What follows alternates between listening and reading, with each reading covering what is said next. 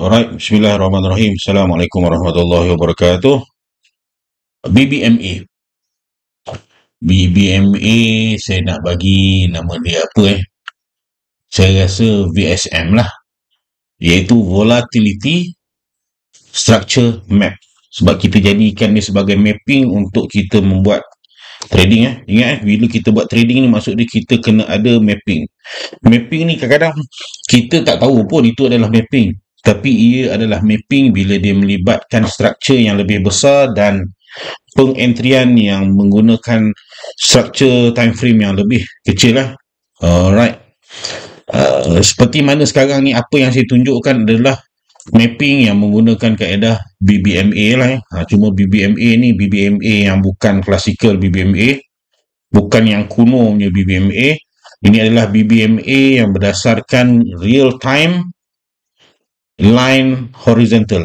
Real time line horizontal sebagaimana yang korang boleh nampak di sini dia ada dua BBMA kat sini.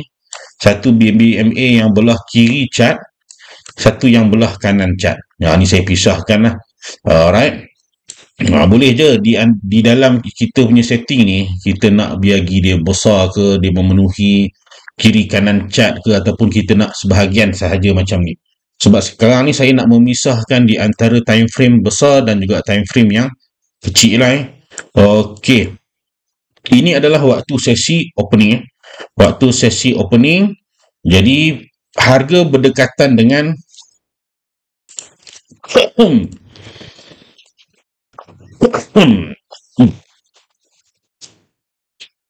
middle band ni lah. Ni middle band ni tempat re-entry lah. Tempat re-entry untuk struktur yang lebih besar lah. Kalau kita refer kepada kita punya dashboard ni pun, ni dashboard di bahagian kanan bila kita melihat, kalau saya tanda yang ni, kalau saya gerak, dia gerak juga tapi fokus kepada kita punya time frame 15 minit, iaitu struktur yang lebih besar lah. Sebab kita menggunakan struktur kecil 1 minit cuma kita tahu struktur besar dia, kita berada dekat tempat reaksi lah. Tempat-tempat reaksi. Okey, yang kita tahu reaksi yang terdekat kita adalah pada middle band. Kita nak tengok harga bila sampai middle band, apakah reaksi pedagang-pedagang sekalian. Okey. Ni middle band middle band masih kita kata harga berada pada middle band. Jadi kita nak tengoklah reaksi harga bila sampai kepada middle band. Sebab dia punya upper band ada dekat atas tu. Dekat upper band ada dekat atas tu Jadi kita pun menunggu kita punya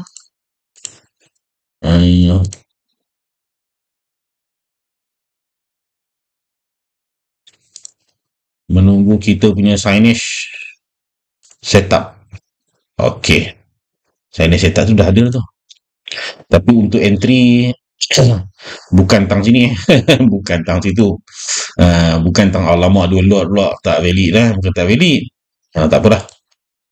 Tak apa, kita nak tunjuk lah harga berada dekat middle band. Reaksi dia bila harga berada di middle band, bila harga gagal membuat new high, yang ni ada dia punya action price dia akan mencari apa? Dia akan mencari lower band. Untuk meneruskan, kita panggil momentum sell. Kita tengok dia, bila kita tahu dia nak cari apa, jadi kita tahulah halaan dia pergi ke mana sebagai kita punya benchmark lah. Okey, ini TF kecil bila TF kecil, harga pun dah sampai kat lower band. Bila harga sampai kat lower band, kita tengok kat sini ni TF 1 minit, kita tengok harga dah sampai kat lower band, nanti dia akan keluar. Kalau harga tidak berjaya bertahan yang ni time frame 1 minit, dia tulis tempat entry buy. Sebab dalam time frame 1 minit, dia ada dekat lower band, dia dekat support. Dia dekat support tapi kita tak boleh nak guna time frame 1 minit, sebab time frame 1 minit dia noise. Jadi kita guna struktur yang lebih besar. Kena guna struktur yang lebih besar. Tengok yang macam saya kata tadi lah. Bila dia break dia punya lower band, dia akan jadi momentum sell. Jadi kita yang dah masuk kat dalam ni, kita memang sukalah dia jadi momentum sell. Sebab kita tahu next lepas ni adalah dia kena sampai uh, dekat dia punya support ni. Dia kena sampai kat support ni. Kalau dia tak sampai support ni, dia akan berpatah balik. Dia akan berpatah balik. Biasanya dia akan berpatah balik ya. Maksud dia tidak menjadi momentum sell pada time frame 15 minit. Bila tak jadi momentum sell pada time frame 15 minit, kalau dekat time frame 15 minit ni, mungkin dia membuat extreme buy dekat time frame 1 minit. Extreme buy ni maksud dia, harga jumpa lower band, harga berpatah balik. Harga berpatah balik Ini kita tahu sasaran kita pun. Sasaran kita adalah pada time frame yang lebih besar punya benchmark lah.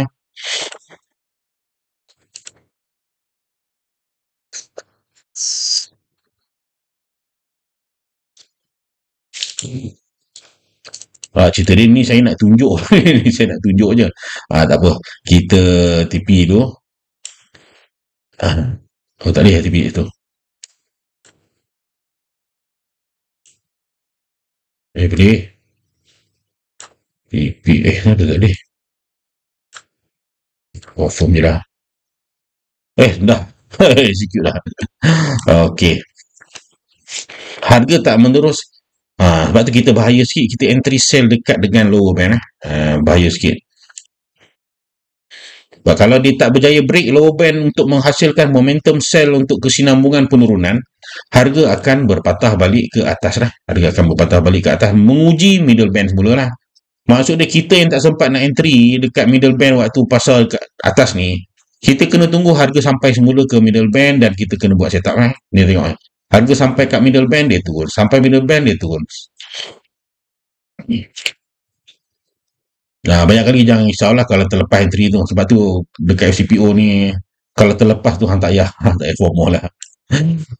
Dia buat momentum sell tapi dia tak meneruskan penurunan, dia tak berjaya break TF15 punya support. Jadi dia pergi cari apa? Ni kita punya middle lah. Untuk kes yang terbaru ni lah, untuk kes hari Jumaat itu ni. Untuk kes hari Jumaat itu. Nanti saya akan tunjukkan penggunaan lagi satu punya indikator lah, ataupun kita punya blok harga yang memang kita guna sekarang ni. Sampai lower band tak buat new low, akan pergi cari middle band balik untuk nak cari dia punya volume lah. Ni kira tempat untuk pullback punya, penantian pullback lah. Salah satu tempatnya di sini, di antara lain dekat memang dia punya resistance lah. Ini membantulah sebab saya duk fokus dekat sini lah. Sebab kalau kita kata dia mau tengah sell, hang kena tunggu harga berpatah balik. Maksud dia kalau hang nak cari buy pun boleh jadi cari buy. Tapi hang tak boleh nak berlama-lama. Kena tukar position cepat-cepat sikit. Kena tukar position cepat-cepat sikit. Alright, settle BBMA. BBMA settle, kita nak pakai, kita nak tengok ni. Sharp Dino. Sharp Dino ni apa? Sharp Dino ni bukan apa? Dia bukan perfect. Dia bukan perfect. Kalau dia nak perfect, dia kena gabung. Sekejap, saya nak tunjuk macam mana progress. Okey, macam mana progress untuk kita punya Sharp Dino. Apa yang dia memberi apa kepada kita. Macam tadi kita melihat kepada middle band ataupun upper band lah. Tapi harga berdekatan dengan middle band. Kalau macam BBMA tadi, saya meletakkan cat kanan, cat tengah ke kanan adalah time frame besar. Tapi untuk Sharp Dino Zone ni, saya meletakkan cat time frame besar daripada tengah ke kiri. Jadi apa yang kita kena tengok adalah inilah, yang ni kita panggil golden line. Golden line ni kita nak kena tunggu harga dekat dengan dia untuk kita, sebab golden line ni tempat-tempat ada istilah jerung-jerung. Jerung tak jerung lah, tempat jerung penjerungan, membuat dia punya gara-gara lah. Tempat dia membuat gara-gara dia. Okey, dia sampai dekat dia punya tempat jerung dan dia ada buat reaksi. Apa yang saya maksudkan dengan reaksi itu adalah, maksud dia ada taking profit, ada entry, ada taking profit. Maksud dia segala zigzag itu adalah reaksi lah. Adalah reaksi. Okey, ini berdasarkan rejection daripada time frame 15 minit berdasarkan juga kepada ni. Yang ni adalah diamond line untuk time frame yang dekat lah, time frame dekat. Ya, kita tengok. Okey, time frame dekat tu maksud dia time frame 1 minit. Time frame 1 minit.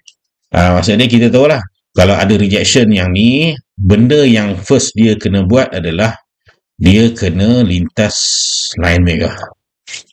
Lepas lintas line merah, dia lintas line biru. Nanti kalau line merah ni sendiri lintas line biru, harga dah ada kat bawah, kita dah susah nak entry. Menggunakan sharp dyno zone dah pergi laju je lah. Ini confirm lah ke bawah. Contoh tadi kan. Cuma bila kita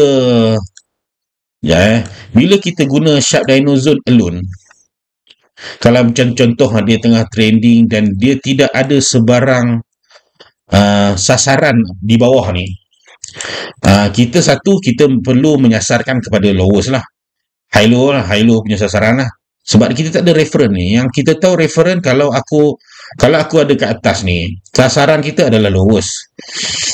Tapi kalau dia tak ada benda ni, yang ni adalah berdasarkan kepada tempat mana dia nak kena pullback. Tempat mana nak kena pullback. Kalau in case kita tidak berjaya entry pada level ni, kita dah terlepas entry pada level time frame yang besar ni, apa kemampuan kita? Kita kena tunggu kita entry pada level-level ni lah. Merah ataupun biru. Afdal untuk TF kecil, merah. Tapi kadang-kadang merah tak sampai. Tak percaya tengok nanti. Tapi kalau sampai, okey lah. Ni merah tak sampai. Dia sampai dah. Sampai dah. Tapi biasanya kita akan menjadikan ini sebagai reference lah. Yang utama merah. Cuma kita tengok lah sampai tak sampai. Cuma barang kadang-kadang kita kata macam tak sampai, kita dah buat setup kita. Tapi biasanya setup kita tu setup clean lah. Okey, harga dah jauh daripada line merah, harga kembali balik. Jadi reference kita adalah untuk TF kecil dan juga structure besar lah. Structure besar. Maksudnya harga kalau duduk bawah line biru ni, jangan fokus buy lama-lama sangat lah. Takut itu adalah pergerakan retracement saja. Takut itu hanyalah pergerakan retracement. Harga menjauh daripada dia punya zone line, dan tak sampai-sampai dah. Jadi bila tak sampai, kemampuan yang ada untuk scalper, untuk trader-trader short term adalah pada line merah ni lah. Cuma kita tak ada sasaran ke bawah. Cuma hanya boleh mensasarkan kepada lowest. Ni kalau dia dah buat lowest, nak buat macam mana tu? Kalau dia dah buat lowest, susah sikit lah.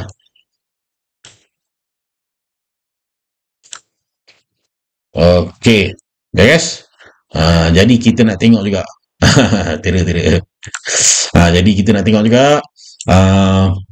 Sebenarnya yang ni adalah kombinasi daripada, bukan kombinasi. Kita boleh buat kombinasi lah cerita dia. Contoh dia, kita memang sebelum ni asal memang menggunakan blok harga aja. Sebab kita dah ada zone kita dah ada pattern yang 6 pattern kita tu. Saya pasangkan pattern tu. Okey, mana pattern ni? Okey. Kita dah ada 6 pattern menggunakan blok harga. Kalau guna blok harga ni saja pun okey. Tapi kalau nak improve skill kefahaman dengan mencari faktor-faktor yang lain, sebab blok harga ni kadang-kadang harga tak sampai kat zone sell ni, dia dah turun dah. Contoh ni. Kenapa harga tak sampai kat zone sell pun dia dah turun? Jadi itu yang kita membuat lagi satu mapping, iaitu menggunakan dyno dan juga VSM. Sharp dyno yang latest yang tadi kita tunjuk ni sharp dyno. Lagi satu BBMA yang kita panggil nama dia apa? VSM. VSM tu apa? Volatility Structure. Jadi harga akan bergerak, volatility dia akan bergerak dekat dalam dia punya zone lah. Cuma kita nak tahu fasa-fasa dia, fasa apa tu sekarang tu. Ni. Sebab itulah sebab tu. Macam contoh opening sesi pagi. Harga membuat pattern nombor 3. Dia break line merah, breakout line merah. harga tak berjaya rebreak balik, harga buat fast breakout blok atas, harga turun ke blok bawah. Bahkan turun dia tu berjaya melepasi blok bawah lagi. Kemudian harga tidak berjaya mengekalkan kedudukan di blok bawah, harga cuba naik kembali ke blok atas lah. Kemudian adalah harga cuba kembali ke blok atas, dah tak cukup volume, dia kembali ke blok bawah dengan cara opening gap down oleh si operator.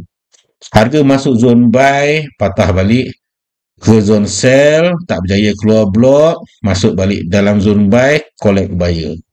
Collect buyer bila collect buyer berjaya bertahan dan break line merah, akses ke blok atas. Tapi tak ada volume yang nak mengekalkan harga berada di blok atas, harga kembali ke blok bawah. Tapi ni proses dia lama lah. Prosesnya lama. Sebelum dia mengesahkan, memang tak ada volume lah kat atas ni. Memang tak ada volume lah dekat blok atas ni. Pum, masuk balik blok bawah sampailah dijumpa line merah, tak berjaya masuk blok atas, pergi atas balik nak collect volume sell, dan seterusnya berjaya akses ke blok bawah, dan sampailah ke dalam zone buy sampai habis session lah.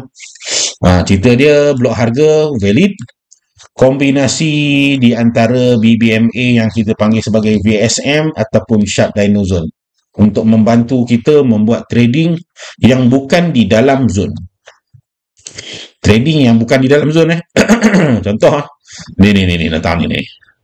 Yang ni zone buy ni. Yang ni zone buy. Tapi kalau kita melihat kepada VSM ataupun kita punya Sharp Dino, mungkin dia berada berdekatan dengan line merah yang kita panggil sebagai diamond line yang nak bawa harga pergi ke blok bawah. Itulah kita combine lah. Ataupun kalau kadang kita guna blok harga, kadang kita guna Sharp Dino, kadang kita guna BBMA ataupun kita panggil VSM tu. Ikut kita lah. Cuma dia, insyaAllah dia sangat membantu kita lah. Sebab saya rasa kadang-kadang kita guna blok harga ni bukan kena semak juga. Sebab waktu tu tengah momentum kuat.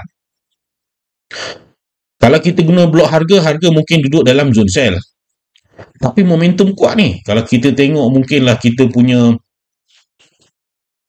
Alhamdulillah VSM ataupun kita punya Dino tu harga dah berjaya melepasi rintangan-rintangan besar yang memungkinkan pergerakan lebih besar. Sayang kita tak entry dekat walaupun dalam zone sell. Okay. Alhamdulillah. Itulah nak khabar. Cuti-cuti ni sama-sama sambil-sambil review, sambil-sambil mengasah balik kefahaman. Cuma masih valid blok harga kekal valid. Cuma macam saya kata itulah, ada time-time tertentu harga berada dalam zone buy. Kenapa tak naik-naik? Tengok-tengok harga dah berada pada dynamic zone yang memberatkan dia untuk naik. Mungkin perlu mencari sell di dalam zone, walaupun bukan di dalam zone lah. Itu dia, walaupun bukan di dalam zone. Beres. Assalamualaikum warahmatullahi wabarakatuh. Bye. Senin ni insyaAllah sesi live kita kembali. Beres.